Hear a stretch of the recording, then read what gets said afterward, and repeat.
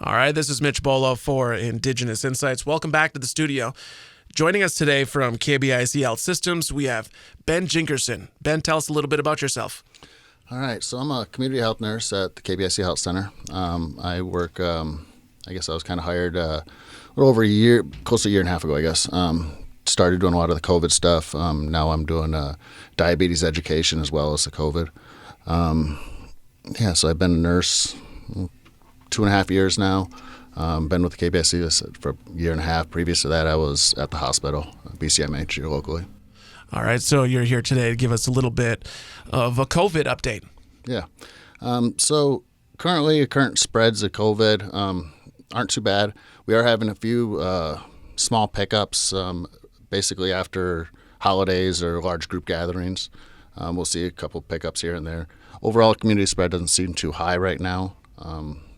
We are recommending that if you have symptoms, cough, fatigue, headache, sore throat, you can take a home test to rule out COVID before going out with public and gatherings. Okay, very cool. And what are the current regulations if you do catch positive these days? All right, well, so the current guidelines, according to the CDC, it's 5 days isolation. That means being home by yourself, essentially, and then followed by additional 5 days of wearing a mask. And that starts on the first day of symptom is considered day 0. So it would go back depending on when you tested. Okay, and what are the recommendations on masks these days? Well, that's kind of a tricky one. Most masks are not needed in most locations anymore. In close gatherings, masks are always recommended if you're sick. It's still a recommendation. At our health center, we are still using masks. So when you come in, we recommend or suggest you put on a mask. So, I mean, do you feel like it should become much more of a cultural thing for people to be wearing masks around in public? Personally, I like to see people's faces. Now, in certain settings, in direct patient care or if you're actively sick, it would be advised to wear a mask. But I like to see people's faces personally. Okay. You also mentioned that there's something else going on this March. Okay, yeah. So March is Colorectal Cancer Awareness Month. So we're just asking everyone to go out and speak with your healthcare provider and see about your testing options. So keep that in your mind next time you're in with your healthcare provider. Ask about colorectal screening options.